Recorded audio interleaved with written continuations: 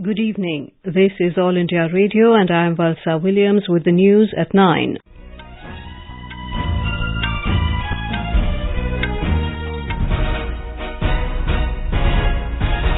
The headlines: Former senior Congress leader Jyotiraditya Scindia joins BJP, says country's future is secure in Prime Minister Narendra Modi's hands. Home Minister Amit Shah says Delhi riots were a pre-planned conspiracy, no perpetrator will be spared. Rajya Sabha to discuss incidents of Delhi violence tomorrow. Foreign Minister S Jaishankar says government is committed to safety and return of all Indians stranded in Iran. Air India flight from Milan to Delhi taken to Isolation Bay at Indira Gandhi International Airport. All passengers screened for novel coronavirus. And in sports, world bronze medalist Manish Kaushik in 63 kg category becomes 9th Indian boxer to qualify for Tokyo Olympics. Former senior Congress leader Jyotiraditya Scindia joined the BJP today. BJP President J.P. Nadda inducted him in New Delhi. Speaking to media later, Mr. Scindia hailed Prime Minister Narendra Modi for his leadership, saying the country's future is secure in his hands. Mr. Scindia thanked Prime Minister Modi, Home Minister Amit Shah and Mr. Nadda and said they have given him the platform to serve the people. Mr. Scindia said he is pained and distressed at not being able to serve the people in his previous organization. मन व्यतीत है और मन दुखी भी है, क्योंकि जो आज स्थिति उत्पन्न हुई है, मैं ये कह सकता हूं विश्वास के साथ कि जनसेवा का लक्ष्य की पूर्ति आज उस संगठन के माध्यम से नहीं हो पा रही और इसके अतिरिक्त वर्तमान में जो स्थिति कांग्रेस पार्टी में है, वो कांग्रेस पार्टी आज नहीं रही जो पहले थी. Welcoming him into the BJP, Mr. Nadda recalled the party's founder and Jyotiraditya's grandmother, Jyotiraditya Scindia, and said he is joining his family. Jyotiraditya जी का आना, अपना स्थान और अपना नेतृत्व और अपनी नेतृत्व की प्रखरता, उन सबसे हम वाकिफ हैं. लेकिन हमारे लिए आना इनका इस विचारधारा में हम मानते हैं कि ये परिवार के सदस्य हैं और परिवार के सदस्य में वो शामिल हो रहे हैं. इसलिए मैं उनका हार्दिक अभिनंदन करता हूं और स्वागत करता हूं. Yesterday, Mr. Scindia tendered his resignation to Congress President Sonia Gandhi, saying it was time for him to move on. The Congress today termed the recent developments in Madhya Pradesh an insult to democracy. Congress spokesperson Anand Sharma said in New Delhi that the BJP is attempting to destabilize non-BJP governments in states. Mr. Sharma questioned why the BJP was intolerant towards non-BJP governments in the states which have come to power with public mandate. Amidst the latest political developments, BJP MLAs of Madhya Pradesh have been moved to Gurugram near Delhi, while 91 Congress MLAs of the state have been shifted to 2 resorts near Jaipur. Rajasthan Chief Minister Ashok Gehlot, along with Congress leaders Mukul Wasnik and Harish Rawat, met the party MLAs this evening. NCP Chief Sharad Pawar has ruled out the possibility of a Madhya Pradesh-like coup in Maharashtra. Mr. Pawar said the Uddhav Thackeray-led Shiv Sena NCP Congress alliance government is doing well in the state and will complete its 5-year term. He was speaking to reporters in Mumbai's Vidhan Bhavan premises after filing his nomination for the upcoming Rajya Sabha election.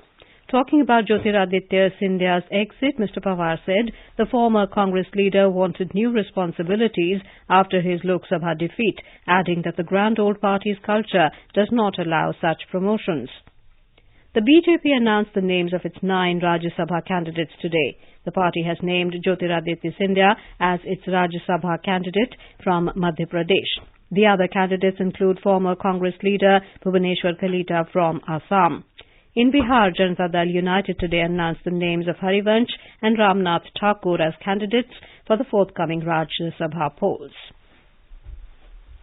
Home Minister Amit Shah today assured the Lok Sabha that all perpetrators of the Delhi violence will be brought to book and no one will be spared. Replying to a debate on the recent law and order situation in some parts of Delhi, Mr. Shah said the government has written to the Chief Justice of the Delhi High Court and a High Court judge will look into the matter. Mr. Shah said, prima facie, the Delhi riots were a pre-planned conspiracy and the police has arrested 2 persons and detained 1 person who funded the violence. He also said that only those with strong evidence will be arrested and no innocent will be harmed. मैं दिल्ली की जनता और देश की जनता को आश्वस्त करना चाहता हूं कि नरेंद्र मोदी सरकार आइदर और साइड से किसी भी व्यक्ति को नहीं बख्शेगी जिसका इस दंगों के अंदर रोल, और साइंटिफिक एविडेंस के आधार पर पूरी कार्यवाही कर रहे हैं। साक्ष्यों के बयान दर्ज किए जा रहे हैं, बयान भी वीडियोग्राफी के सामने दर्ज कर रहे हैं। पूरी चिंता हम कर रहे हैं कि किसी निर्दोष को कहीं पर भी कोई तकलीफ न हो। The Home Minister said that he felt pained as 52 Indians have been killed in the violence and 526 Indians were injured. He said the probe is taking place in a scientific manner. He said social media was used to incite hate and 60 accounts were created on the 22nd of February to instigate the violence, and it went silent after the 26th of February. 49 serious cases of crime are being investigated by the Delhi Police Special Investigation Team. He said 152 weapons were seized and 49 cases were lodged under the Arms Act. He also said the killers of IB officer Ankit Sharma will be arrested and brought to justice. He said 2,467 people have been detained or arrested for the violence in Delhi. Meanwhile, Congress members staged a walkout expressing dissatisfaction at the reply by the Home Minister. Lok Sabha Speaker Om Birla today revoked the suspension of 7 Congress members who were earlier suspended for the remainder of the session for their unruly behaviour. The Rajya Sabha will discuss tomorrow on the recent violent incidents in northeast Delhi. Parliamentary Affairs Minister Prahlad Joshi, agreeing to the demand of Leader of Opposition in the Rajya Sabha, Ghulam Nabi Azad, said after taking up 2 ordinances for discussion in the first half, discussion on Delhi violence will follow. The 2 ordinances on Insolvency and Bankruptcy Code and the Mineral Laws Amendment are due to lapse tomorrow. This is All India Radio giving you the news. For quick news updates, visit our News on AIR app and follow us on Twitter at AIR News Alerts. You can also visit our website www.newsonair.com. Foreign Minister S Jaishankar has said the government is committed to the safety and return of all Indians stranded in Iran and is making focused efforts for their safe return. Making a statement in the Rajya Sabha, he said there are over 6,000 Indians in various provinces of Iran, including 1,100 pilgrims, 300 students and 1,000 fishermen.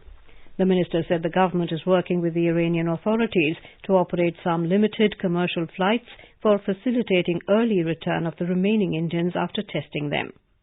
Given the scale of COVID-19 infection and its pressures on Iran's own resources, a team of 6 Indian health officials has been deputed to Iran in order to set up testing and sampling facilities there. We are working with Iranian authorities to operate some limited commercial flights for facilitating early return of remaining Indians after testing them. Meanwhile, an Air India flight from Milan in Italy to Delhi was taken to Isolation Bay at the Indira Gandhi International Airport today. All passengers were screened for the novel coronavirus as per protocol. The flight was not given access to the aero bridge but was instead provided with a remote bay with a bus access gate to the terminal. A high-level group of ministers reviewed the current status and actions for prevention and management of COVID-19 in New Delhi. The meeting was chaired by Health Minister Dr. Harshvardhan, Civil Aviation Minister Hardeep Puri, External Affairs Minister S Jaishankar, Minister of State for Home Nityanand Rai and Shipping Minister Mansukh Mandaviya attended the meeting. Health Secretary Preeti Sudan apprised the GOM that the states and UTs are advised to make people aware of the precautions, symptoms and helpline numbers. The Cabinet Secretary also held a meeting with secretaries of the concerned ministries, representatives from the Army and ITBP in New Delhi today. The government today confirmed that 60 positive cases of novel coronavirus have been reported in the country so far, including 10 fresh cases. Briefing media in New Delhi, Special Secretary in the Ministry of Health and Family Welfare, Sanjeeva Kumar, said 8 fresh cases have been reported from Kerala and 1 each from Rajasthan and Delhi.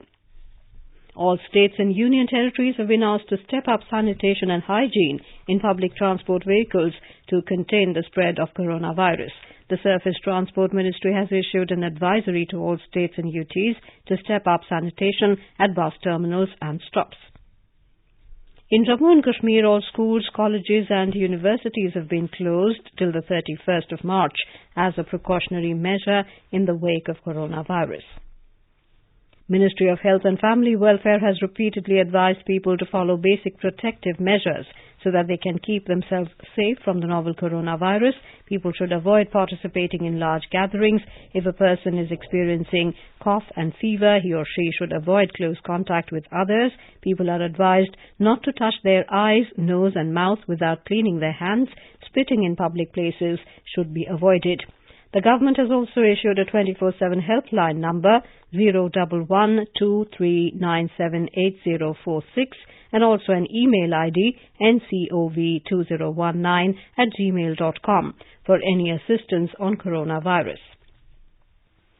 The Union Government is implementing the flagship program Poshan Abhiyan for improving the nutritional status of people. During this Poshan Pakhwada, many activities are lined up in Goa. More from our Panaji correspondent. Lots of activities are on in villages of Goa during Poshan, that is Nutrition Fortnight, that is currently on. There are 1,262 Anganwadi centers in Goa under the Department of Women and Child Development. Swati Prabhu, Child Development Project Officer at Ponda, Goa. Directorate of Women and Child Development celebrating Poshan Pakhwada from 8th of March 2020 to 22nd of March 2020. At Ponda Taluka, we have launched Poshan Pakhwada on 8th of March along with International Women's Day celebrations. During these 15 days, various activities are organized all over the state of Goa. Preschool education is also imparted to children in Anganwadi centers. Most importantly, in this fortnight, stress is laid on guidance by nutrition experts and pediatricians also. Mukesh Thali, AIR News, Panaji, Goa. India today lambasted Pakistan for peddling its narrative on Kashmir at the United Nations Human Rights Council. Exercising the right to reply at the 43rd session of the UNHRC in Geneva, Rachita Bhandari, Director Indo-Pacific 1 in the Ministry of External Affairs, said Pakistan cannot mislead the international community on the matter while continuing to use cross-border terrorism as an instrument of state policy against India. The Taliban today rejected Afghan President Ashraf Ghani's offer to release 1,500 insurgent prisoners ahead of peace talks, saying it wanted 5,000 captives freed before opening negotiations. Taliban political spokesman Sohail Shaheen told media that the prisoners should be released as a trust-building measure before intra-Afghan talks. World bronze medalist Manish Kaushik in 63 kilogram category today became the 9th Indian boxer to qualify for the Tokyo Olympics after a win at the Asian qualifiers in Amman, Jordan. He beat Commonwealth Games champion Harrison Garside of Australia 4-1 to book his maiden ticket to the quadrennial showpiece. Olympic-bound Commonwealth Games champion Vikas Krishan signed off with a silver medal in the 69 kilogram division after an eye injury forced him to pull out of the final. The BWF All England Open Championships began at the Arena, Birmingham today. Indian badminton star PV Sindhu began her campaign with a confident start, beating American Bei Win Zhang 21-14, 21-17 in 42 minutes. In cricket, India will face South Africa in the first ODI of the three-match series at Dharamshala, Himachal Pradesh tomorrow. The match will begin at 1:30 p.m. All India Radio will broadcast live commentary on all the three matches alternately in Hindi and English from 1 p.m. onwards. And now, before we end the bulletin, the headlines once again. Former senior Congress leader Jyotiraditya Scindia joins BJP, says country's future is secure in Prime Minister Narendra Modi's hands.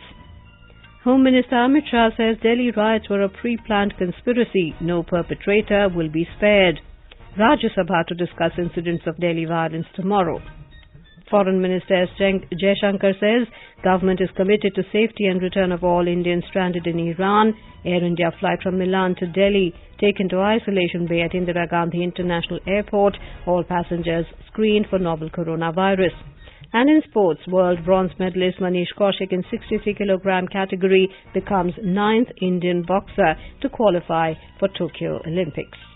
And that is all in the news at 9. Good night.